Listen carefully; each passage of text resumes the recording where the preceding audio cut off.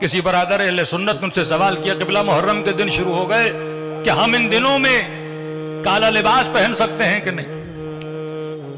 تو انہوں نے کہا کہ دیکھیے کالا لباس پہننا تو حرج نہیں ہے، لیکن اگر آپ محرم میں پہنیں گے تو لوگ آپ کو انہی میں سے سمجھیں گے، مثلا لوگ آپ کو شیعہ سمجھیں گے، تو لہٰذا 10 دن نہ پہنیے، اس کے بعد جب آپ کا دل کرے تو کالا لباس پہن لیجئے۔ کبھی صرف مجلسوں سے لوگوں کو روکنے کے لیے، نوحوں اور مرثیوں سے لوگوں کو روکنے کے لیے، اب نوحے میں ایسا کیا ہے کہ بولا جائے کہ مرثیہ سننا بدعت ہے؟ نوحہ سننا مسئلہ بدعت کا نہیں ہے، مسئلہ یہ ہے جب کوئی نوحہ سنے گا اس میں جناب سکینہ کا ذکر ہوگا، اس میں جناب علی اصغر کا ذکر ہوگا، اس میں جناب سیدہ زینب کا ذکر ہوگا اور یزید کے مظالم کا ذکر ہوگا، تو آٹومیٹیکلی فطرت انسان ظالم سے نفرت کرتی ہے، ان کے دلوں میں وہ نفرت پیدا ہو جائے گی کہ یہ کیسے مسلمان تھے، ان کی کیسی تربیت تھی جنہوں نے اپنے نبی کے نواسے کے گلوں کو کاٹا۔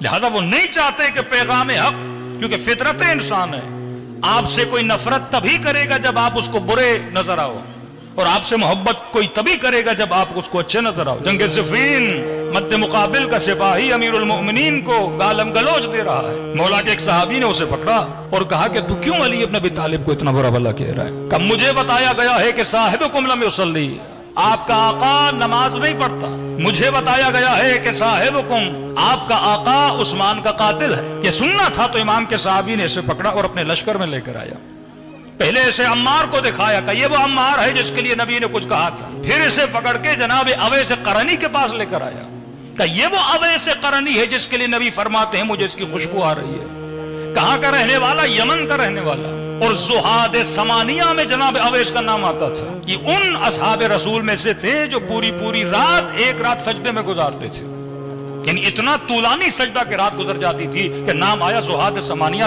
8 ایسے لوگ تھے جن کی عبادت مشہور تھی۔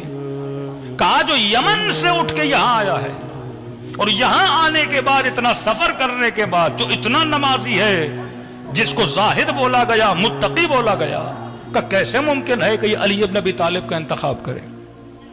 تجھے نماز سے محبت ہے اویس قرنی کو نہیں، تجھے نماز سے محبت ہے عمار یاسر کو نہیں، کہ ایک بات کہی گئی اور تم نے سن لی اور اس بات پہ تم چلنے لگے۔ تو جب انسان کی عقل حکمت سے عاری ہو جاتی ہے، وہ انسان کبھی کبھی حق کا دشمن بن جاتا ہے۔ انہی الزامات میں سے ایک الزام لے لگایا کہ مثلا رونا بدعت ہے۔ اب چلو امام حسین کے رونے سے روکا، لیکن انسان کی فطرت کو بند کر دیا، باپ مر جائے نہ رو، بیٹی مر جائے نہ رو، کہ یہ رونا بدعت ہے۔ مرثیہ پڑھنا نبی نے فرمایا گریبانوں کو چاک نہ کرو، مردوں پہ رویا نہ کرو، اور وہی رسول اپنے بیٹے پہ گریا کر رہے ہیں، وہی رسول جناب حمزہ کے جانے کے بعد عام الحزن کا اعلان کرتے ہیں، وہی حضرت ابراہیم اپنی زوجہ کو جناب ہاجرہ اسماعیل کو زمین ذی زرع پہ چھوڑنے کے بعد گریہ فرما رہے ہیں، وہی حضرت آدم حابیل و قابیل کے واقعے کے بعد مہینوں تک روتے رہے ہیں۔ تو جب فطرت کا انکار کر دیا جاتا ہے تو آپ کو پوری تاریخ سنبھالنا آپ کے لیے مشکل ہو جاتی ہے۔ اب معصومین نے اپنے کلام میں یہ جو آنسو آنکھوں سے گرتے ہیں اس کی تقسیم بندی کی ہے۔ کل میں نے کچھ تقسیم آپ کو بتائی، فرمایا پہلا آنسو، 2 آنسو ایسے ہیں جس کی مذمت کی گئی ہے، فرمایا ہمارے چاہنے والوں میں یہ آنسو نہیں ہوتے۔ مولا کون سا آنسو؟ فرمایا پہلا آنسو عجز، کل میں نے بتایا، وہ آنسو جو انسان نے ڈرپوک بہاتا ہے، وہ آنسو جو موت کے خوف کے ڈر سے بہایا جاتا ہے، وہ آنسو جو دشمن کے خوف سے بہایا جاتا ہے۔ آپ کو تاریخ میں ایسے آنسو کہیں ملیں گے جو خوف کی وجہ سے آنکھوں سے گرے تھے۔ فرمایا اس آنسو کی مذمت ہے کہ کل میں نے مثال دی امین کی کہ موت کے خوف سے ڈر رہا تھا اور رو رہا تھا، لیکن جناب کمیل، میثم تمار، مسلم ابن عقیل، ہانی ابن عروہ، منصل ابن اوسجا، یہ وہ اصحاب رسول، وہ اصحاب حسین ہیں جنہوں نے موت کے خوف سے کبھی آنسو نہیں بہایا۔ فرمایا دوسرا آنسو جس کی بڑی مذمت ہے، وہ آنسو کون سا ہے؟ آنسو تزویر ہے، کہ بندہ کسی کو دھوکہ دینا چاہتا ہے، جھوٹی کا روتا ہے، اس آنسو کی بھی مذمت ہے۔ میں کسی انسان کے دل میں رحم پیدا کرنے کے لیے فوراً رونے لگوں کہ میں نے اردو کا محاورہ بتایا تھا کہ مگرمچھ کے آنسو، ان آنسوؤں کی بھی مذمت ہے۔ لیکن تیسرا آنسو، فرمایا اس آنسو کی بڑی قیمت ہے، اللہ کے دربار میں اس کی بڑی خریداری کی جاتی ہے۔ وہ کون سا آنسو ہے؟ فرمایا وہ آنسو ندامت ہے، وہ آنسو پشیمانی ہے کہ جوان گناہ کرے لیکن پشیمان ہو جائے۔ فرمایا اس آنسو کی بڑی قیمت ہے کہ کل میں نے عرض کیا کہ فرماتے ہیں 3 صفات اگر کسی کے بندے کے اندر ہیں وہ انسان قسی القلب ہے۔ کون سی صفات؟ فرمایا ایک ہے جمود العین، جب انسان کی آنکھ جامد ہو جاتی ہے، جب آنکھوں سے آنسو گرنا بند ہو جاتے ہیں تو یہ نشانی ہے انسان کے لیے، ایک الرٹ ہونے کی نشانی ہے، ایک ریڈ لائن ہے کہ بندے خدا تمہارا دل کیا ہو گیا ہے، قسی ہو گیا ہے۔ تبھی ہر شب جمعہ امیر المومنین کہتے ہیں مصلی عبادت پر اللہ کی دربار میں گڑ گڑا، اللہ کی دربار میں رو، تاکہ تمہارے دل کی قساوت ختم ہو جائے۔ کیوں اہل بیت علیہ الصلوۃ والسلام اتنا روتے تھے اللہ کی دربار میں؟ یہ ہمارے لیے درس تھا کہ اگر چاہتے ہو تمہارا دل زندہ رہے تو فرمایا ہمیشہ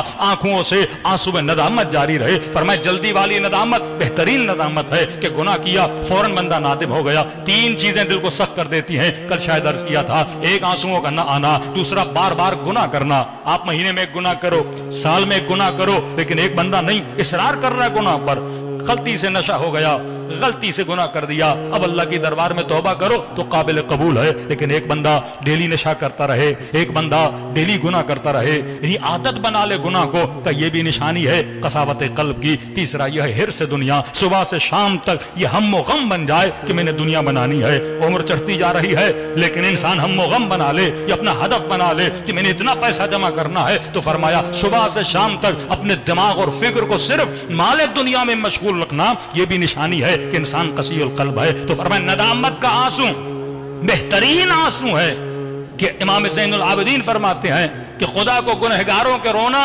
اپنے ملائکوں کی تسبیح سے زیادہ پسند ہے۔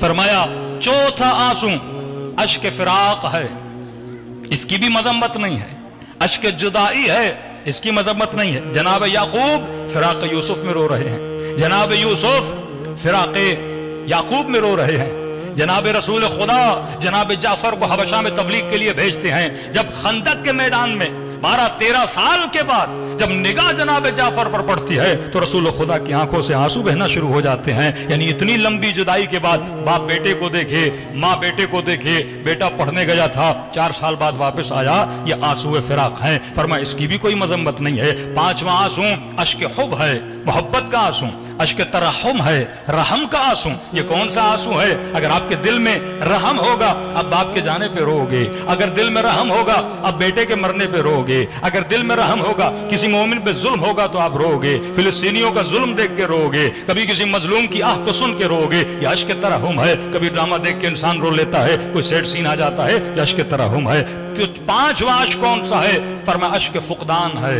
امام حسین کے لیے جو ہم روتے ہیں یہ قسم والا اشک ہے، جسے کہتے ہیں فقدان کا آنسو۔ یہ کون سا آنسو ہے؟ کہ جب انسان کوئی کام کرنا چاہتا ہے لیکن کر نہیں پاتا، یا دیر سے پہنچتا ہے یا اس وقت تھا نہیں۔